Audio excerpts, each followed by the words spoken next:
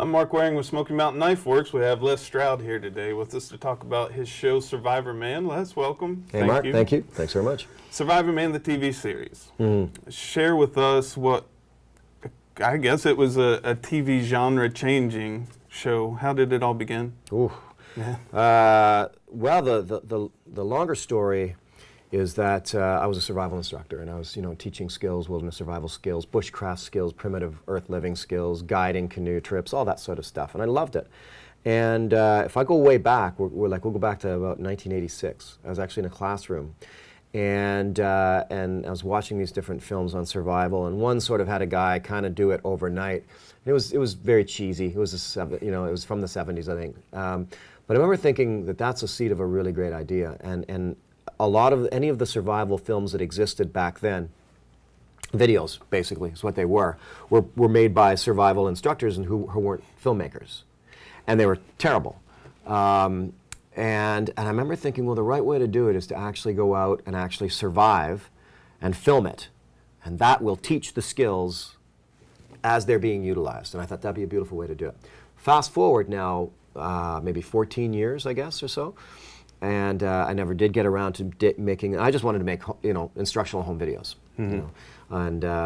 But because I'd had a previous life working in the media, I'd worked in television and music and performance, and I knew cameras and editing. I knew I could make a good survival instructional film that would be high quality, good to watch, and get the instruction across.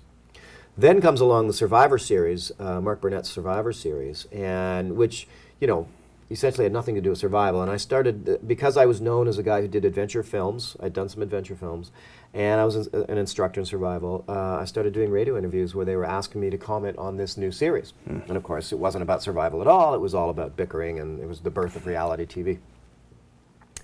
And, but I thought, well, maybe now's the time, because they're all asking me about survival, and they're asking me about it because of this TV show.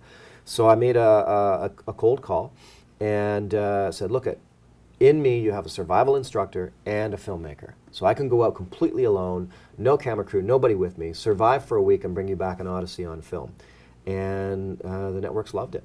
And I put out we did some smaller versions, and they did really, really well. And the next thing you know, I said, this could be something. And came up with the name Survivor Man, a little bit tongue-in-cheek, but pretty self-explanatory. And started to pitch it, the networks loved it. And there had been nothing on television of survival until Survivor Man came along, and then, as they say, the rest is history. It took off. It's been in my house since 2004. Yeah. And excited. New series just started new season just started. Survivor this Man 10 last days. week. Yeah, that's right. But what I like most about it is it takes real life scenarios, a snowmobile breaking down. It takes the shipwreck. Probably a little more common, lost while hiking. All these scenarios combined to a pretty unique, interesting look at how real life situations, people could find themselves in desperate situations. Yeah. You have the skills to handle just about anything that comes your way. But for somebody like me with less experience, what do you think the most important aspect maybe of survival is? Is it mental, physical? Well, that's a good question. Yeah. There are layers of survival. Sure. We call them sort of the additive forces of survival. And physical is one of them. Your own physical shape, what kind of shape you're in, your fitness level, makes a difference. Sure. Absolutely. Another one is pure luck. The chances. What happened? What are the chances that you round that corner and there's a cabin? What are the chances for Dougal Robertson and his family, stuck in a life raft, that nearly every day a turtle comes up to the raft and they grab it and bring it in and they eat turtle? What are the chances that you slip down a mud embankment and you impale yourself with a stick when you're just trying to walk out? It's all, like, luck is another additive force for sure. Skill level is an additive force. What's your skill level? What do you know about survival? And one thing that I added to that list myself, because I believe strongly in this also, was survival kits. What do you have on you? What exactly do you have a survival kit, and if so, what's in it? To me, was also a very important thing of survival, because the right item can make the difference between life and death. Some fishing tackle can save your life. in terms of getting nutrition, in terms of getting food, you know. And you touched on something earlier, though. It's true that absolutely I know, you know, survival skills. I know a lot of survival skills. But when I was making Survivor Man, and when I am making Survivor Man still, my angle was always just to go in and just try to be you, just try to be a regular person. And so that's why a lot of cases I would try to make sure I crafted a scenario to put myself into where I'd be stuck with things that I'm not familiar with, something, you know, and how do I get out of this, and what do I do? And I would fumble and bumble like anybody would. I never went out to be a survival guru. I think that's a huge mistake. I went out to just say, look, I'm you. And when people come up to me, you know, it's like, oh, I could do what you do. It's like, yeah, you're right, you could. That's the whole point, man. You could do what I do. It doesn't take anything special. I don't prepare before I go in by eating differently. You know, I like to be fit. That's just me, but that's not part of trying to train for survival. I just go in like anybody else. To me, I think that creates a much more realistic survival story, if you will. You get to watch me go through it, and you get to say, I could do what he's doing. Yeah, it adds to the authenticity of it, and I think that's what captivates me, certainly, and I'm your other millions of fans. But you're talking about your survival pack. What's the most important piece? What's something you would never adventure yourself without? Easy answer. And I get asked a lot, like, what's the one item? And for a while, it was a difficult one. I was like, well, I need a knife or this, that. Way to start a fire. I don't care if you're in the desert and it's hot. I don't care if you're in the jungle and it's hot. I don't care if you're in the Arctic. To me, it always comes down in the end to your ability to get a fire going. And so, you know, what is that item? Hey, if it's a propane torch, I'm happy. Like, it doesn't have to be a funky little, you know, striker or a piece of rock and steel. It doesn't have to be, you know, flint fluff or anything. It's give me a lighter that works super well, and a butane. Like I carry a, you know, like those little butane lighters that work like little torches. Blue flame. That's my favorite. I don't want to have to struggle for a fire, you know. So the one thing for me is whatever your preferred method of getting a fire going is, that's the one thing that I always want to have. Yeah. We have some questions from our Facebook fans. Oh, okay. Oops. Yeah. Uh-oh. So Here we go. Just a few. Hot or cold climate, which is more difficult to survive? Cold, hands down, cold. Cold. Yeah, actually, normally the question gets asked to me, what's the toughest terrain? It's not about, well, I mean, mountains are hard, but it's not about geographic location. It's about temperature for me. You put me in the mountains in 75 degrees, okay. You know, you put me on a flat, easy walking plane at minus 30, you know, it's another story. So to me, it's always about temperature. And one time I did the Kalahari Desert, almost got heat stroke. And after that show, I remember thinking, wow, maybe the heat that's the hardest I ever did. The very next show that I shot wasn't too long after, a couple of weeks, and I went to Labrador, and it was 8 feet of snow. And I remember thinking, no, the cold wins. Yeah, the difference is this: when it's really hot, you can sit still and sit under the shade of a sand dune if you have to. When it's cold, you can't stop moving. You got to keep moving, and you got to keep surviving. It becomes very active survival, and if you don't have food and energy resources, then it hurts. Cold's the toughest. Okay, another climate question. Wet would be a nightmare. Constant rain, Yep. always wet. But then arid has got to be a totally separate nightmare. Yep. Which is more difficult?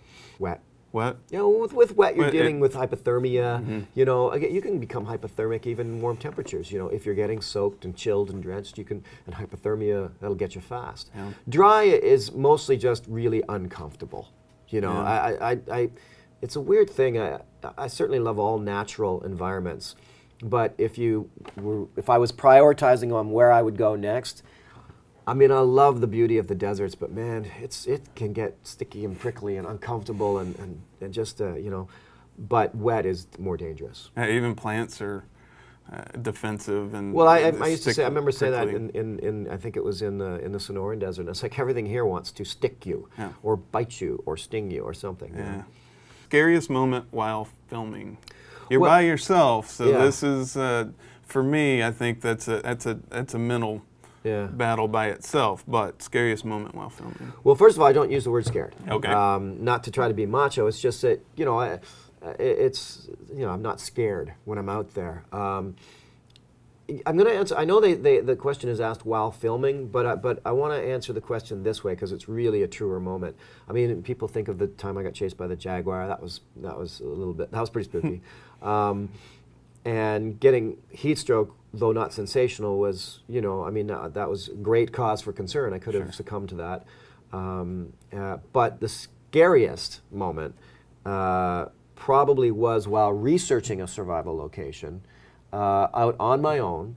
And I was feeling really cocky and top of my game, so I was doing everything wrong. Nobody knew where I was. Nobody was expecting me back. I didn't have any survival gear with me.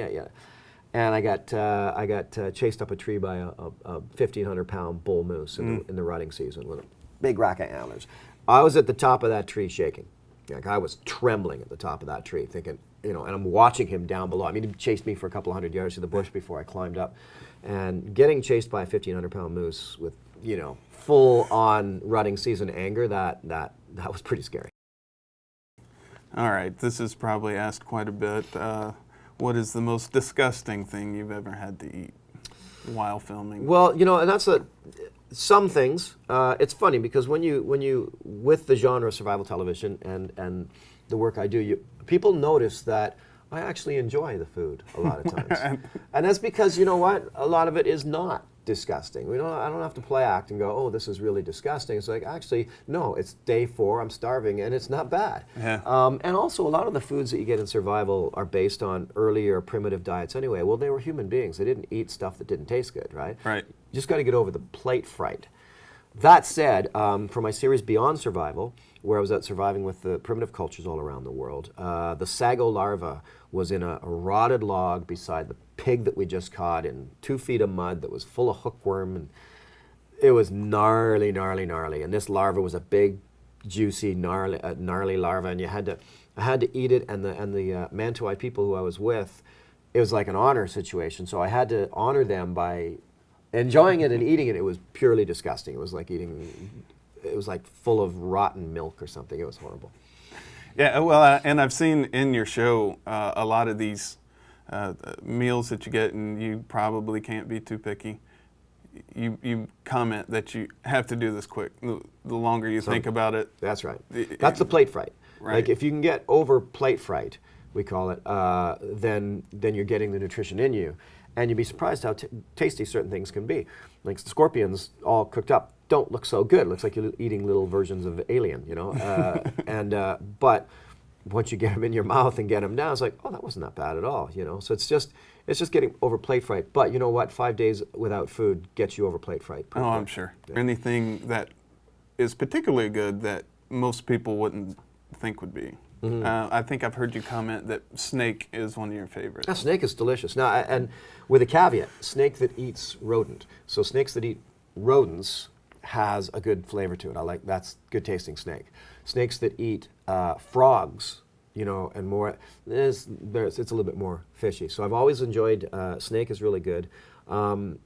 Turtle, I know turtle can be really good. I just haven't had a good one yet. We were having this discussion the other day. I mean, when you get into wild foods and that too, the trick of it is, you know, people say, oh, I've had, say bear or something, and it was just terrible. And it's like, have you ever had a bad steak? Well, yeah, I've had a bad steak. Well, then whoever cooked your bear didn't cook it well, because it can be delicious, you know. And it's the same thing for snake or even critters. So but I think scorpions surprisingly taste better than you might think. It's like they're like the little ends of chicken wings, you know. Yeah. It's like they're crispy. They can be pretty good. Okay. And on the other hand, it was 5 days without food. Who knows? Maybe I was just really hungry. Right. Sure, it changes things. When at home, do you have favorite foods? You know what's the first meal? What's the first meal that you? Pizza and beer. Pizza and beer. Yeah, that's because usually there's not much else I can get where I am. I just try to find something. I've actually, it's funny, you know, in my life, and that's why I say I'm just a regular guy, you know, in what I do and who I am. And in my life as Survivor Man, I think people, you know, think that when I come to their town, I'm going to go, and it's like, no, I don't want to stay in the fancy hotel room. I'll go stay outside in your backyard, you know. Right. And by the same method with eating, over the years of traveling around the world, the beauty of that is actually I've been able to taste test incredible meals all around the world, you know, when I'm not out in the bush being Survivor Man. So I like a lot of good food, you know, and I mean, I still love going to Vegas just for the food. So Yeah. if it's good fine dining, I'm there. Yeah. Well, thank you very much. Thank you. We appreciate you taking the time to sit and talk to us. For more information, come see us at www.smkw.com.